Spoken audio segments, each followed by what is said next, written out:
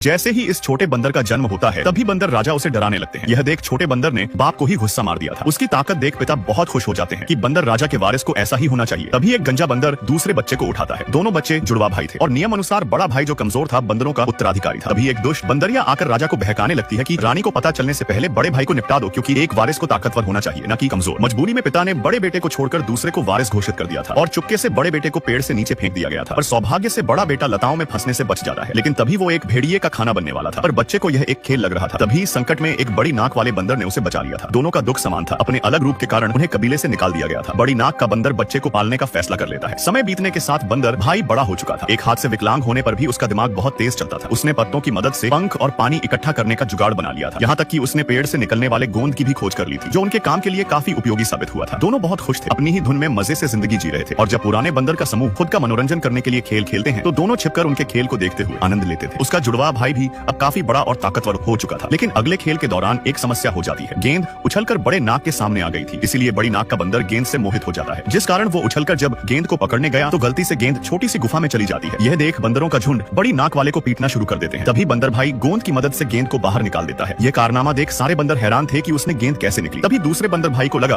कि वो समूह के बीच चर्चा का केंद्र बन रहा है, इसलिए वो कमजोर बंदर को डाली समेत ही उठा लेता है और बताता है कि भले ही यह खेल का मैदान है पर मैं इस इलाके का मालिक हूँ। उसी समय गंजे बंदर कुछ नोटिस किया कि दोनों बंदरों के पैरों की उंगलियां एक जैसी थी। यह देख गंजा बंदर और दुष्ट बंदरिया समझ चुके थे कि यह वही बीमार बंदर है जिसको उन्होंने फेंक दिया था। तभी उसके भाई ने उसे एक तरफ फेंक दिया था, क्योंकि वो खेल जारी रखना चाहता था। पर गेंद उसके हाथ से ही चिपक जाती है, क्योंकि उस पर गोंद लगा था। उसे उतारने के लिए बंदरों का पूरा समूह मदद के लिए आगे आता है और कई चक्कर काटने के बाद एक बंदर गेंद के साथ उछलकर सीधा ऊपर आ जाता है और गेंद उसके हाथों से छूटकर सरदार के सिर पर गिर जाती है। और जब गंजा बंदर जोर से गेंद को खींचता है तो उसने सरदार को ही गंजा कर दिया था। उसी समय चुड़ैल बंदरिया राजा के छोटे बेटे को बताती है कि उन्हें बड़े बेटे को रास्ते से हटाना होगा, वरना सिंहासन उसको दे दिया जाएगा। इसलिए वो एक जाल बुनते हैं। बंदर भाई को सरदार के पास लाया जाता है। सबने यही सोचा था कि सरदार उसे उसकी हरकतों के लिए दोषी ठहराएंगे, लेकिन बंदर भाई पेड़ की कुछ टहनी तोड़कर सरदार के लिए पत्तों का एक ताज बना देता है। बंदरों का झुंड इस अजीब दृश्य को देख हैरान हो गए थे। तभी छोटा बेटा चुड़ैल को इशारा करता है और चुड़ैल छिपकर जादू करने लगती है। दूसरी तरफ बंदर भाई पत्ते में पानी डालकर एक दर्पण बना देता है, जिसमें सरदार ने पहली बार अपना शानदार चेहरा देखा था। यह देख सारे बंदर बहुत खुश होने लगे थे, यहाँ तक कि बंदर भाई ने बैलों से सरदार के लिए सिंहासन भी बना दिया था। सारे बंदर खुशी से झूम रहे थे। तभी चुड़ैल बंदरिया मधुमक्खियों के झुंड को बाहर भेजती है, जिससे बचते समय बंदर भाई ने गलती से सरदार को नीचे पटक दिया था। इस बंदर ने पहली बार धरती पर कदम रखा था, क्योंकि इससे पहले बंदर जाति केवल पेड़ पर ही अपना जीवन काटते थे। इस बंदर को झुंड से बाहर निकालकर पेड़ से नीचे फेंक दिया गया था। किस्मत से उसकी हड्डियां मजबूत थी, पर होश आने पर वो अभी भी चक्कर में था। बड़ी नाक वाला बंदर उसे वापस पेड़ पर ले जाना चाहता था, पर बंदर भाई पहली बार धरती पर आकर अपने कदमों को रोक नहीं पाता। उसने जब अपना सिर ऊपर उठाया तो उसके सामने दो लंबे शुतुरमुर्ग खड़े थे। बंदर भाई शुतुरमुर्ग के मुंह से फल पाने के लिए खड़ा होने की कोशिश करता है और कई संघर्षों के बाद वो अपने पैरों पर खड़ा होना सीख गया था। उसके बाद वो दुनिया की सुंदरता को देख सुन पड़ चुका था। तभी उसकी नजर दूर से आते हुए भेड़ियों के झुंड पर पड़ती है। बंदर भाई भागने की कोशिश करता है और वो उल्टा ही भाग पा रहा था, इसलिए वो मुड़कर दौड़ने लगता है। उसकी उल्टा दौड़ने की गति शुतुरमुर्ग के बराबर पहुंच चुकी थी, लेकिन जब उसकी नजर शुतुरमुर्ग के पैरों पर पड़ती है तो बंदर जल्दी सीधा दौड़ना सीख जाता है। यह देख बंदरों का समूह बहुत खुश होने लगता है और उसके सामने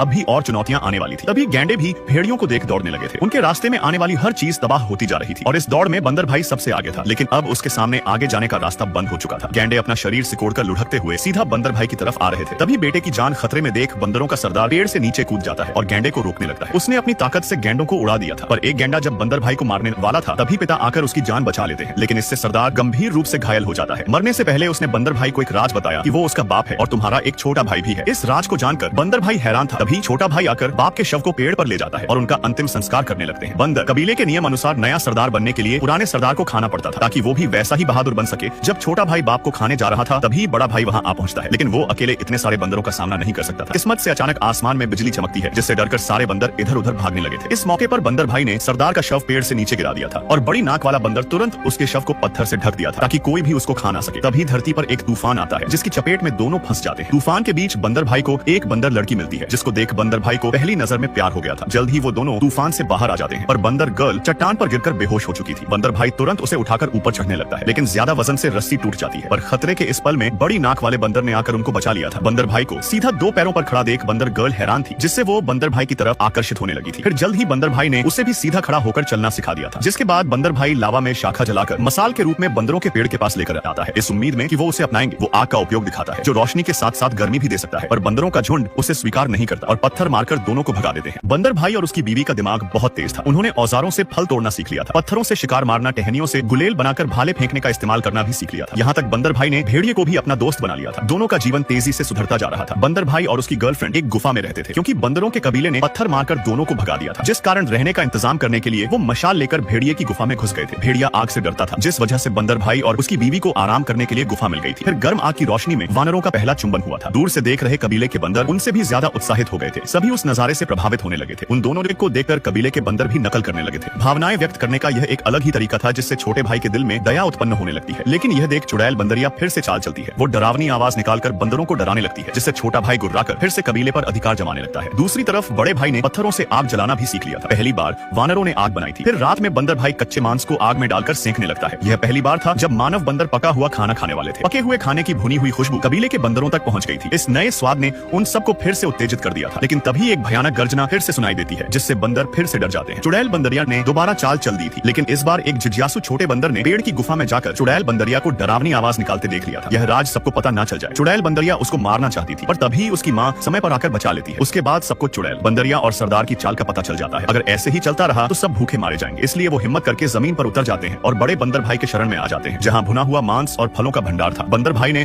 उन सबको अपना लिया था, पर छोटा भाई और उसकी पत्नी अकेले ही पेड़ पर रहकर पेड़ के रखवाली कर रहे थे। जल्द ही बड़े बंदर भाई की बीवी बच्चे को जन्म देने वाली थी। उसके समूह ने गांव बनाना भी शुरू कर दिया था, जो मानव जैसा बनने की ओर बढ़ रहा था। सब कुछ बहुत अच्छे से चल रहा था, लेकिन इन अच्छी चीजों को देख चुड़ैल बंदरिया का माथा घूम जाता है। वो टिड्डियों को गांव पर हमला करने के लिए बुलाती है, क्योंकि वो उन सबको दुखी देखना चाहती थी। उसके नापाक इरादों से पूरा गांव तबाह हो जाता है, जिससे सारे बंदर क्रोधित हो उठे थे कि यह काम चुड़ैल बंदरिया का ही है। वो मशाल लेकर चुड़ैल और पेड़ की रखवाली करने वाले बंदर से बदला लेने निकल पड़े थे, पर बंदर भाई युद्ध नहीं चाहता था। वो उनको रोकने की कोशिश करता है, पर कुछ बंदर पत्थर और कुल्हाड़ी से पेड़ को काटने लगे थे। तभी छोटा भाई उनसे लड़ने कूद पड़ता है, लेकिन इस लड़ाई में मशाल की आग पेड़ को जला देती है और छोटे भाई को भी दबोच लिया जाता है। आग 1000 साल पुराने पेड़ को पूरी तरह से जलाने वाली थी, पर उस पेड़ पर छोटे भाई की पत्नी फंसी हुई थी। यह देख बड़ा भाई तुरंत भेड़िए की मदद से खुद को ऊपर खींचता है और रानी को बचाने में सफल हो जाता है। लेकिन तभी बड़ा भाई पेड़ की शाखा के नीचे दब गया था। सारे बंदर इधर उधर भाग रहे थे और जब छोटा भाई ने यह देखा तो उसने तुरंत बड़े भाई को बचा लिया था। आग में चुड़ैल बंदरिया को उचित सजा मिल चुकी थी। अपने पुराने घर को राख होता देख छोटा भाई भी अपना मन बदल लेता है। बड़े भाई की मदद से उसने भी 2 पैरों पर खड़ा होना सीख लिया था, जिसके बाद दोनों खुशी से गले लग जाते हैं। दोनों भाई अब एक हो चुके थे, जिसके बाद अब पूरा कबीला नए घर की तलाश में निकल पड़ता है। वो लावा को पार करके चट्टानों पर चढ़ जाते हैं और एक संकरी घाटी से होकर गुजरते हैं। घाटी को पार करते ही चमकती धूप में उन्हें एक स्वर्ग मिल जाता है। इस नई जमीन पर वो मानव विकास को तेज करके अपने कदम छोड़कर चले जाएंगे।